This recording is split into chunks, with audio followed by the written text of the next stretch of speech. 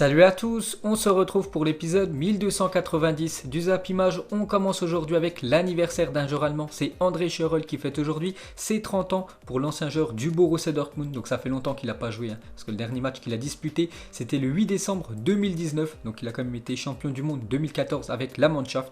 Bon anniversaire à lui, il fête ses 30 ans aujourd'hui. Ensuite, on va parler de la soirée de Coupe d'Europe hier soir, l'Europa League. On commence avec l'énorme exploit de l'équipe de Lille qui s'est imposée 3-0 du côté de San Siro, du côté de l'AC Milan, qui enchaînait victoire sur victoire ces dernières semaines. Incroyable ce résultat, un triplé du joueur turc Yazisi, incroyable, un 3-0 pour cette équipe de Lille. Donc c'est simple, il a tenté 3 frappes dans le match, 3 buts, 100% d'efficacité pour l'attaquant turc. Donc il a marqué son premier but à la 22e, 55e et 58e minute de jeu. Donc homme du match bien évidemment, Youssouf Yazisi. Donc c'est déjà son deuxième triplé en Europa League cette saison, parce qu'il y a 2 semaines. Donc Lille s'était déplacé du côté de Prague en République tchèque pour son premier match pour cette saison d'Europa League. Et Lille s'est imposé 4-1, dont un triplé de Yazisi. Donc contre le Celtic la semaine dernière, il a fait une passe D. Et hier, il a marqué 3 buts. Peut-être actuellement le meilleur joueur de l'Europa League, Youssouf Yazisi, est actuellement le meilleur buteur de la compétition. On peut voir que le journal L'équipe lui a attribué la note de 9, donc c'est un match exceptionnel de la part de Yazisi. Moi j'aurais donné une note, je pense que j'aurais donné 10 les gars, parce que c'est un match vraiment parfait, surtout marqué un triplé à l'extérieur contre l'AC Milan et surtout à San Siro. Pour moi ça mérite un 10, vraiment grosse prestation de sa part hier. On continue cette fois-ci avec l'équipe lilloise, donc il n'y a pas que Yazisi, il y a toute l'équipe de Lille qui a été très bonne hier. Donc première équipe à battre l'AC Milan depuis le 8 mars 2020, c'était l'équipe du Rénois qui avait battu cette équipe de l'AC Milan. Donc ça faisait quasiment 7 mois que l'AC Milan n'avait pas perdu après 24 matchs sans défaite pour l'AC Milan. Ils sont tombés contre l'équipe lilloise, on peut voir les stats de l'AC Milan depuis 24 matchs. Donc 19 victoires, 5 matchs nuls, 0 défaite. Donc maintenant une avec le match d'hier. Ils avaient inscrit 52 buts et encaissé seulement 20 buts. Et fin de série pour cette équipe de Milan. Ensuite on continue avec eux, donc l'AC Milan a encaissé 3 buts lors d'un match à domicile en compétition européenne pour la première fois depuis novembre 2011. Ils avaient perdu lors d'un match de Ligue des Champions 3-2 contre l'équipe du FC Barcelone. Ça date que l'équipe de l'AC Milan n'avait pas pris autant de buts, surtout à domicile. Et le LOSC a infligé à l'AC Milan la plus lourde défaite de son histoire en Coupe d'Europe à domicile. Lille est devenue la première équipe française à s'imposer par 3 buts d'écart en Italie. Donc prestation XXL des Lillois hier. Ensuite, on peut voir la une du journal L'équipe aujourd'hui. Bien sûr, ça revient sur la performance des Lillois. Lille, Zlatan, Milan.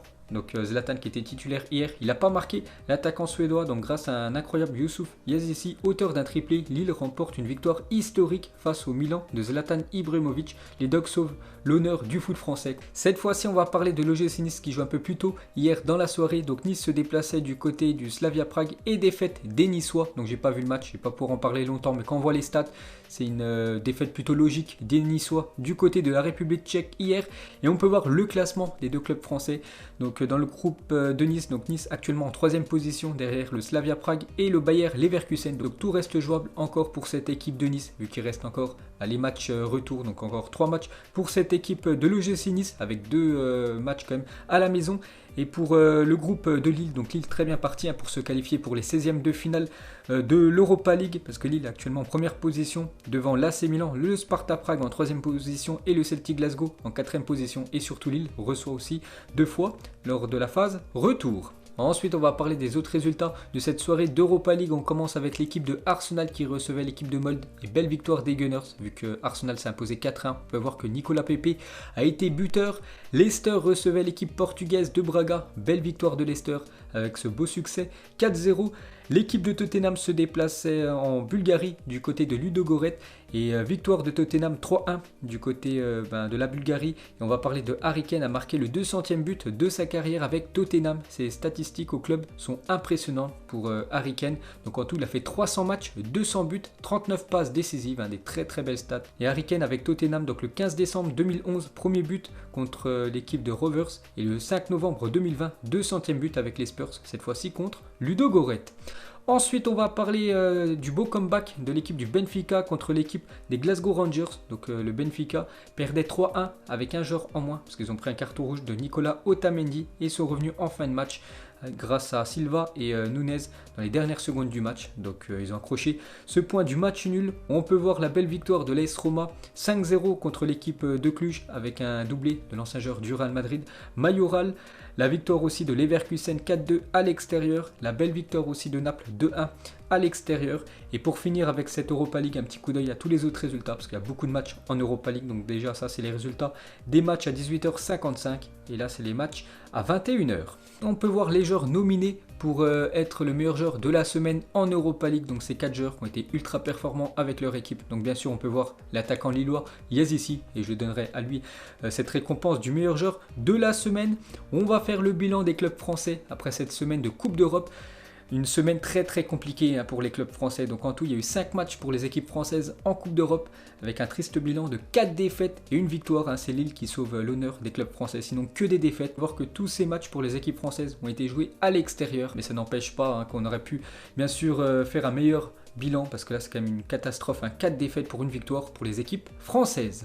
Ensuite, cette fois-ci, on va parler de l'inverse, les clubs allemands qui ont cartonné cette semaine en Coupe d'Europe, donc l'énorme semaine européenne des Allemands. Donc en tout, il y a eu 6 équipes qui ont joué, et c'est simple, 6 matchs, 6 victoires pour les équipes allemandes. Donc là, on peut voir seulement 5 résultats, il manque le résultat du Borussia Mönchengladbach avec cette victoire, surtout 6-0 du côté du Shakhtar Donetsk. Donc carton plein pour les clubs allemands et les clubs anglais aussi ont failli faire carton plein parce qu'ils ont tous gagné à part l'équipe de Manchester United qui s'est inclinée cette semaine. Ensuite, jeter un coup d'œil à l'équipe type de la semaine de la Ligue des Champions.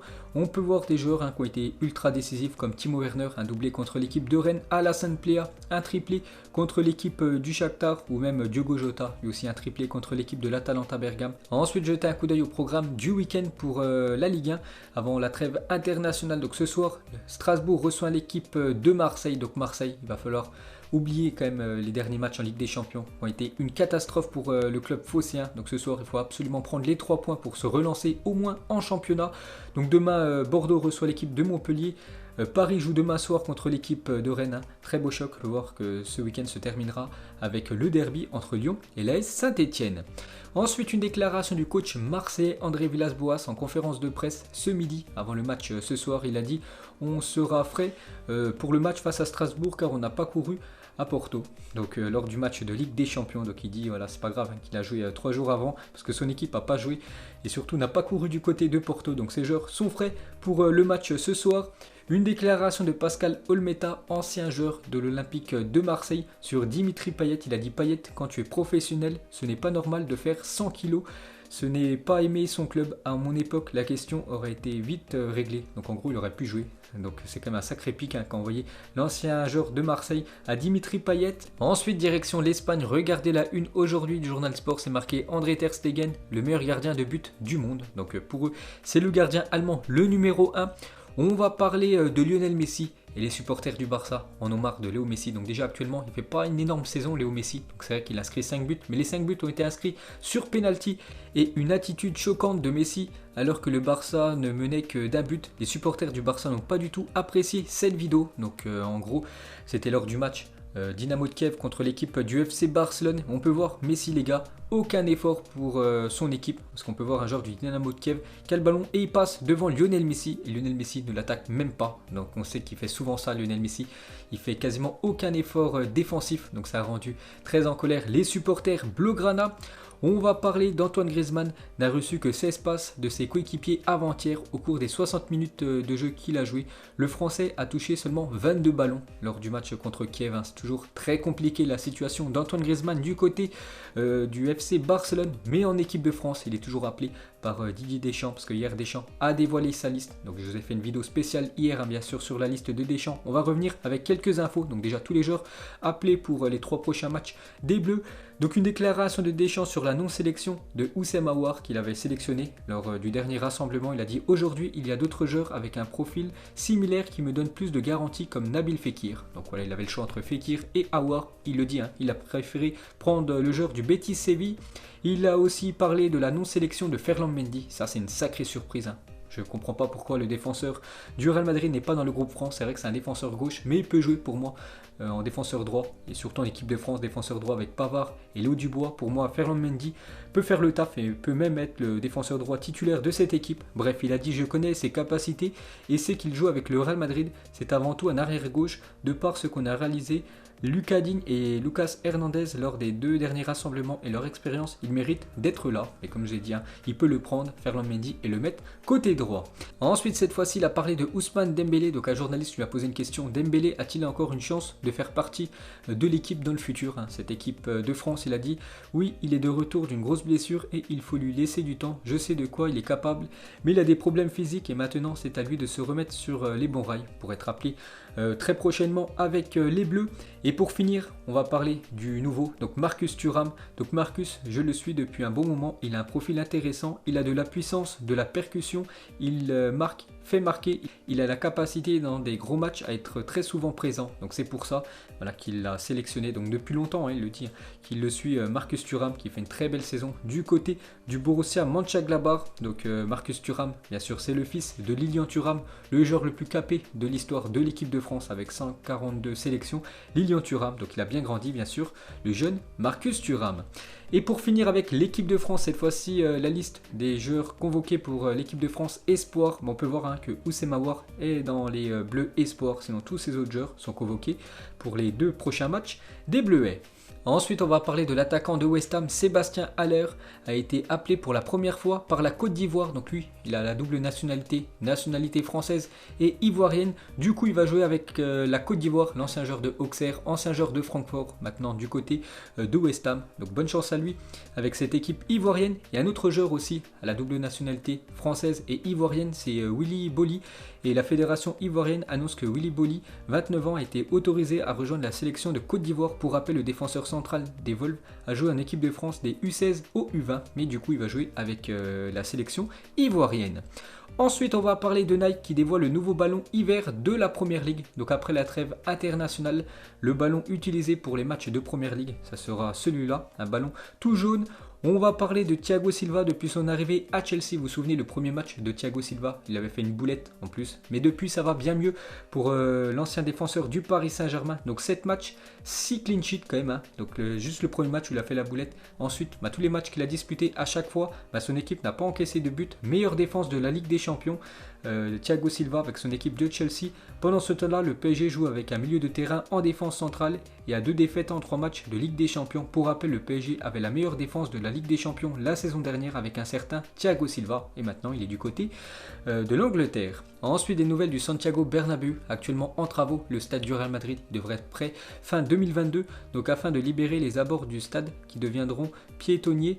Le nouveau Santiago Bernabéu sera équipé d'un tunnel souterrain par lequel arriveront les joueurs les jours de match et les camions pour la livraison de marchandises et de fournitures. Donc je vous ai dit, c'est un stade nouvelle génération et on peut voir que les joueurs arriveront par des tunnels qui seront faits sous le stade. Donc voilà, petite info de plus sur le nouveau stade merengue. On va parler de Karim Benzema, 5 buts et Aslani 4 buts, donc meilleur buteur du Real Madrid cette saison, les deux portant le numéro 9 avec un bandage à la main suite à un problème à un doigt, la marque des plus grands. Donc Karim Benzema meilleur buteur et Aslani meilleure buteuse pour l'équipe du Real Madrid, portent les deux un bandage au doigt et portent le numéro 9. Ensuite, pour continuer avec le Real Madrid, donc hier il y avait un sondage dans le journal Marca et la question c'était: pour vous, quel est le meilleur défenseur central de l'histoire? Il y a eu plus de 130 000 votants et on peut voir que 74% des personnes ont voté Sergio Ramos. Bon après voilà, il joue quand même au Real Madrid bien sûr, Sergio Ramos. Marca, c'est un journal espagnol, donc c'est pour ça que beaucoup ont voté pour SR4 devant Beckenbauer 18% et Baresi, le défenseur italien, 4%.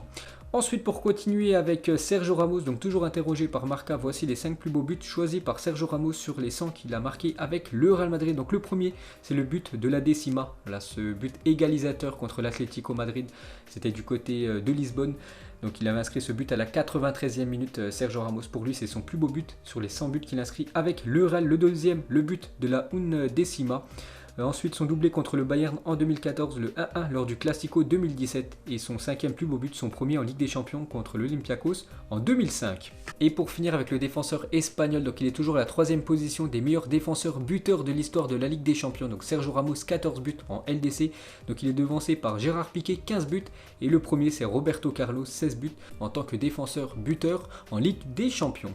Ensuite pour continuer avec le Real Madrid, regardez les autres matchs qui attendent le Real Madrid pour ce mois de novembre. Donc après-demain ils se déplaceront à Valence, ensuite après la trêve internationale un autre déplacement du côté de Villarreal, ensuite le déplacement du côté de l'Inter Milan en Ligue des Champions et le 29 novembre la réception de Alaves. Ensuite, on va parler de l'autre Madrid, l'Atlético Madrid et du nouveau joueur Geoffrey Kondogbia, donc il portera le numéro 4 avec sa nouvelle équipe de l'Atlético. On va parler de Tite, le sélectionneur brésilien a confirmé les forfaits de Rodrigo et Militao pour les 2 prochains matchs des éliminatoires du Mondial 2022. Donc ils sont remplacés par Felipe et Diego Carlos qui va fêter sa première convocation, l'ancien Nantais qui est très bon actuellement avec l'équipe de Séville. Pour le moment, Neymar est toujours dans le groupe, mais bon, il est blessé, c'est quand même Mbappé qui est dans le groupe de l'équipe de France. Il est blessé aussi, en espérant qu'il ne joue pas ces deux-là et qu'il puisse se reposer. Ensuite, regardez le gros week-end qui nous attend niveau football. Donc il y a des gros chocs, par exemple demain Everton, Manchester United, il y a le Barça qui jouera à 16h15 contre le Real Betis, Dortmund contre le Bayern ce week-end et le Paris Saint-Germain contre Rennes. Et dimanche, la Lazio, Juventus, Atalanta Bergame, Inter, OL, Saint-Etienne, Manchester City, Liverpool et Valence Real Madrid. On va se régaler ce week-end. Ensuite officiel, Hollywood Chewing Gum devient partenaire de la Ligue 1 Uber Eats et de la Ligue 2 BKT. Donc voilà une petite info sur la marque de chewing gum Hollywood qui devient partenaire de la Ligue 1. Et pour finir ce zap image, des nouvelles de Mario Balotelli qui s'entraîne actuellement avec l'équipe de 4e division Francia Sorta, une équipe italienne, donc plus personne ne veut de lui au haut niveau. Donc il avait résilié son contrat avec son ancien club de Brescia et depuis il a retrouvé aucune équipe et actuellement il s'entraîne avec une équipe de 4e division, Mario Balotelli. Donc voilà les gars, la fin de ce zap image 1290. Donc si ça vous a plu, un petit like et on se retrouve demain pour le prochain épisode. Ciao à tous.